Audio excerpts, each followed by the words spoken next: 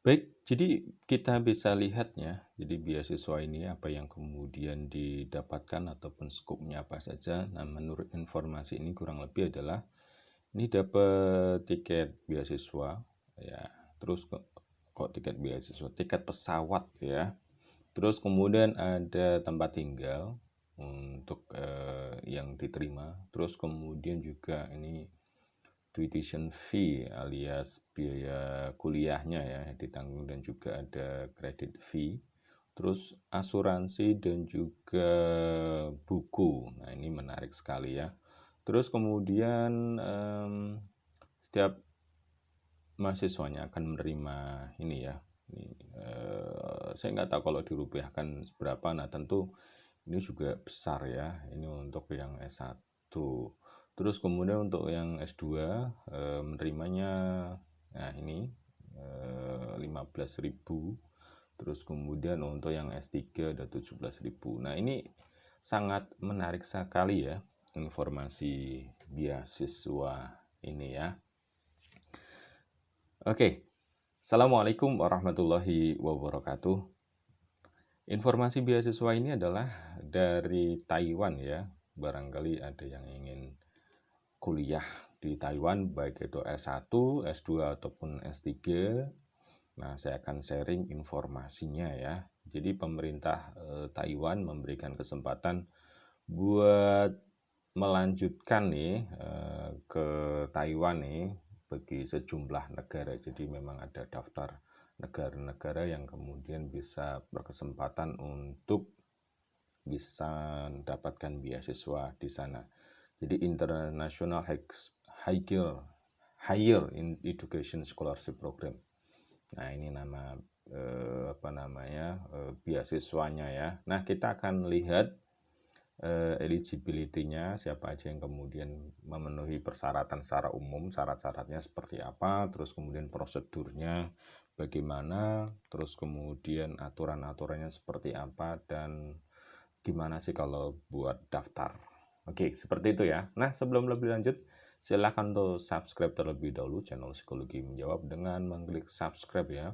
Dan juga klik video Psikologi Menjawab Ipo ini video-video psikologi menjawab ini di sini juga ada sejumlah informasi beasiswa beasiswa S2 di Rusia, beasiswa S1, S2 di Brunei Darussalam, terus kemudian beasiswa tugas akhir buat S1, S2 dan S3 dan juga masih banyak yang lain ya, beasiswa S1 manajemen, S2 manajemen di Indonesia.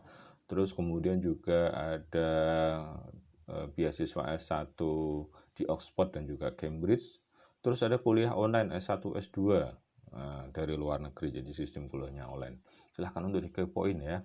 Atau boleh deh dibagikan ke saudara-saudara barangkali ada yang membutuhkan yang sekarang masih SMA atau mungkin S1 ataupun S2. Jadi ini sangat bermanfaat sekali. Oke, terkait sama syarat umum ya. Nah, ini syarat umumnya harus ya intinya untuk daftar di sini ini ada syarat dan ketentuannya ya. Ini ada syarat umum dan juga ada ya semacam istilah negara yang kemudian memang ditentukan dapat beasiswa. Kira-kira seperti itu. Nah, syarat umumnya seperti apa? Oke ya. Ini negara-negaranya ya, negara yang kemudian bisa mendaftar nih. Dan Indonesia termasuk ini Indonesia ya, ada nama Indonesia di sini, ini termasuk ya. Jadi ini wilayah Asia Pasifik, Asia Barat, Afrika, Karibia ya benar ya. Ya, ini seluruh dunia ya. Yang jelas ini Indonesia masuk, jadi berpeluang banget buat Anda semuanya kalau mau join ya. Nah, syarat umumnya seperti apa? Yang jelas harus dari negara tersebut ya. Terus kemudian juga namanya keluar negeri ini juga harus semacam apa namanya ya. Ya harus dapat persetujuan lah, harus ada izin, seterusnya ya administrasi di sini juga harus oke, terus administrasi di sana juga harus oke. Terus visa, ini sebenarnya sangat standar sih kalau kemudian ke luar negeri ya. Dan yang lebih penting lagi adalah di sini nih, ya intinya adalah nggak boleh double, ya tidak boleh double untuk dapat beasiswa dan juga tidak pernah mengalami semacam ya mungkin daftar beasiswa lain dan mungkin sempat ditolak atau punya riwayat yang nggak bagus terkait sama Taiwan. Kira-kira seperti itu intinya ya. Jadi kalau Anda istilahnya apa ya, ya belum pernah ngapa-ngapain terkait sama Taiwan maksud saya. Taiwan saya kira ya peluang lah, nggak ada track record macam-macam, belum pernah dapat beasiswa serupa di sana. Dan tentu juga harus diperhatikan ya. Nah, terima beasiswa tentu kuliah di sana juga mesti diterima. Nah, itu penting banget. Oke, nah berikutnya prosedurnya seperti apa untuk mendaftar? Kalau membaca informasi di sini ya, ini dibukanya itu 1 Januari sampai 15 Maret. Jadi untuk 2020 memang informasi ini saya kira telat bagi Anda. Tetapi tidak terlambat saya kira untuk tahun yang akan datang ya. Karena tadi kalau kita cermati, ini semacam prosedurnya itu dibuatnya itu 2016, artinya masih berjalan sampai 2020. Dan kemungkinan juga di tahun depan masih ya, dan tahun berikut-berikutnya. Nah, yang dibutuhkan ya ini ya, fotokopi paspor, terus kemudian ijazahnya. Ya ini sebenarnya sangat standar lah, intinya sangat standar kalau kita mau kuliah gitu kan ya.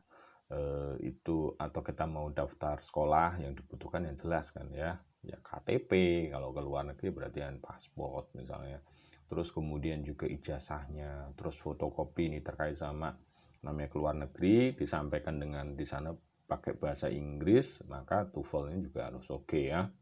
Terus kemudian letters of reference.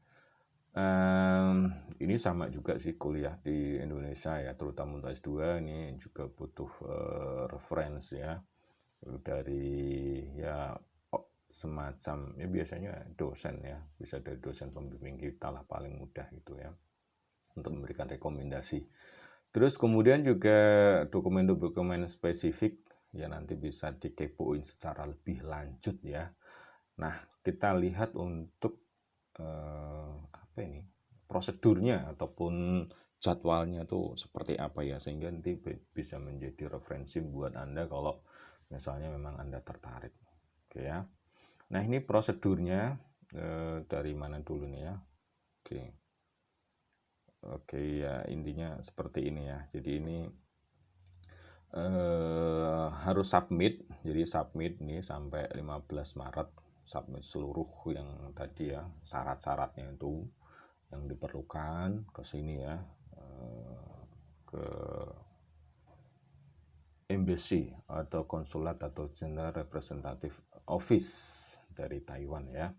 Terus kemudian nanti akan direview, terus kemudian sampai 31 Maret ya. Terus kemudian ini masuk, terus kemudian ada ini alur berkasnya ini berarti ya. Terus join recruitment committee, terus Taiwan, terus kemudian nah ada pengumuman diterima ya. Terus kemudian apa lagi ya? Ini saya nggak tahu persis apakah kemudian ini prosesnya melalui katakanlah cukup dengan seluruh berkas tadi, terus kemudian diseleksi secara administratif, lalu kemudian dinyatakan diterima atau tidak, seperti itu ya. Ataukah misalnya ada wawancara atau mungkin ada tes yang lain, saya kurang paham. Nanti bisa dikepoin deh. Atau misalnya termasuk kesananya kuliahnya itu kita harus dapat perguruan tinggi terlebih dahulu baru daftar ini, atau ini dulu terus kemudian baru daftar, atau misalnya kita udah ACC oke di ini nih, tetapi kemudian misalnya daftarnya kuliahnya tahun depannya lagi, kira-kira seperti apa misalnya ya. Nah, hal-hal seperti itu saya kira perlu untuk dipelajari lebih lanjut. Ini sifatnya saya review saja ya. Terus kemudian bagaimana mendaftar nanti akan saya cantumkan. Oh, ini regulasi dulu. Regulasinya di sini intinya ya ini ada semacam buku yang kemudian bisa jadi pedoman ya untuk jadi panduan ke sana, termasuk kemudian apa sih beasiswa ini, terus kemudian apa yang didapatkan tadi sudah saya sampaikan juga, ketentuannya tadi sudah saya sampaikan, program advisory-nya, nah ini yang belum ya, tapi terkait sama ya intinya ada manual book-nya lah, oke ya. Terus kemudian ini oke, pleno gimana untuk daftar, yang jelas seluruhnya tadi dipenuhi ya. Terus kemudian juga untuk tahun 2020 ini sudah berakhir sampai 15 Maret soalnya. Jadi kalau mau daftar beasiswa ini ya tahun depan atau tahun depannya lagi. Nah, saya kira ya kalau kita tahu informasi lebih awal kan jadi bisa siap-siap ya. Nah, terus kemudian apalagi nih ya. Oke, ini sejumlah pertanyaan yang barangkali juga Anda bertanya-tanya. Di sini ada ya pertanyaan yang sering muncul atau ditanyakan, misalnya di mana saya mau daftar nih, linknya di sini ada, nanti boleh deh saya cantumkan ya. Terus prosedurnya seperti apa, nanti bisa. Jadi link website ini nanti saya cantumkan di kolom deskripsi, dikepoin, dibuka, dipelajari ya. Terus kemudian can I apply to more than one program? Ya intinya boleh nggak kalau misalnya saya daftar di sejumlah program, di sini mungkin yang dimaksud beasiswa ya. Jadi nggak boleh ya. Jadi hanya satu, ini tadi syarat umum, jadi bukan syarat umum atau syarat ya mutlak, intinya nggak boleh double lah. Saya kira di mana-mana beasiswa juga nggak boleh double kan. Terus kemudian kalau misalnya ada kesalahan itu seperti apa, ini bisa langsung komunikasi lah ke, kalau di sini mungkin istilahnya apa ya, ke dubes lah, kira-kira seperti itu sepertinya ya. Oke, terus kalau misalnya